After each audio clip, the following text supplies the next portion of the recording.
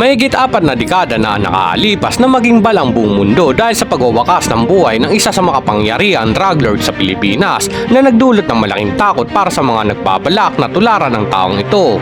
Na ito'y naging bahagi na ng ating kasaysayan. Ano at sino ang taong ito? Gaano ito kapanganib upang magdulot ng malaking takot para sa mamamayang Pilipino at maging sa iba pang panig ng bawat bansa noong dekada 70? Na sa bidyong ito ay yan ang ating tatalakayin ngayon. Kahit bago tayo magsimula ay nais ko po sanang pakilike naman ng bidyong ito, mag-subscribe at pindutin na rin ang notification bell para sa mga susunod pa nating mga talakayan.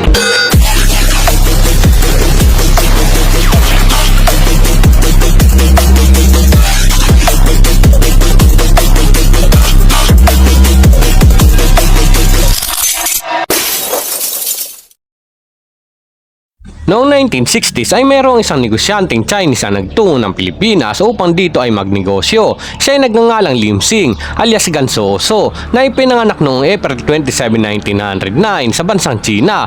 Tinatawag din siyang Wat Yu ng iba pang mga tao na kakilala sa kanya. Siya ay nagmamayari ng mga restaurant, printing press at mga factory sa Caloocan City, Maynila at sa iba pang mga lugar ng Pilipinas. Ito rin ang pagdagsa ng ilegal na droga sa Pilipinas na kung saan mahigit sa 350,000 katao na sasangkot sa paggamit ng pinagbabawal na gamot.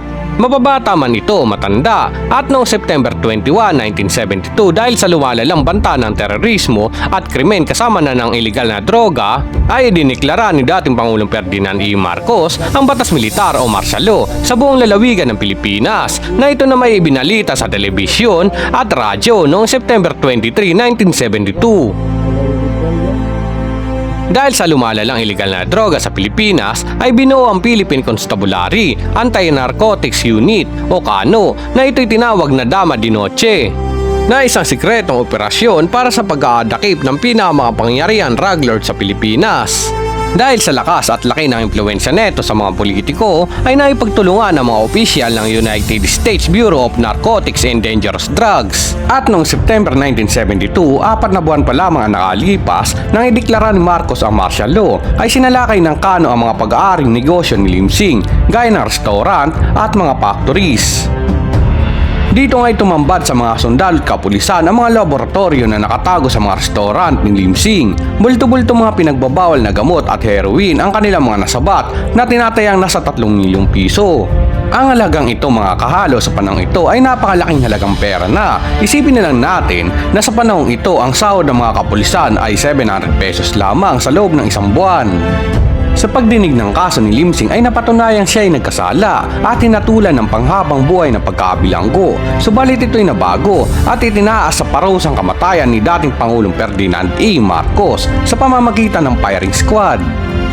Dahil si Lim Sing ay napag-alaman na may koneksyon sa Golden Triangle na isang rehiyon sa Southeast Asia na kilala sa pagiging malaking producer ng opium at droga.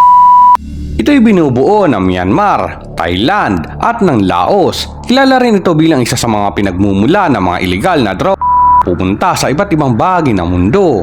Sinasabing si Lim Sing ang pangunahing supplier sa iba't ibang mga bansa na inilalabas at ipinapasok dito sa Pilipinas. Patungo sa mga bansang gaya ng Thailand, Singapore at Amerika na 90% dito ay sinasabing nagmumula kay Lim Sing na siya ay binansagang Walter White na pangunahing pinapagkuhanan ng heroin. Sa itinaas na parusang kamatayan kay Lim Sing ay mapapansin na walang bakas ng takot sa kanyang muka dahil may mga nakalap na report na ang parusang kamatayan kay Lim Sing ay hindi ito may sasakatuparan dahil sa impluwensya nito sa mga makakapangyarihang bansa na ito'y mapipigilan at siya'y makatakas. Subalit dahil sa higpit na seguridad noon sa Pilipinas ay walang naglakas loob ng mga bansang pigilan at itakas si Lim Sing. Kaya't isang araw bago ang itinakdang pagsentensya kay Lim Sing ay pinahintulutan siya makasama ng panandalian ng kanyang asawa at 5 mga anak. At noong January 15, 1973 bago siya dalhin sa Fort Bonifacio upang masentensyahan ng kamatayan ay siya ay binasahan sa kanyang magiging kaparusahan.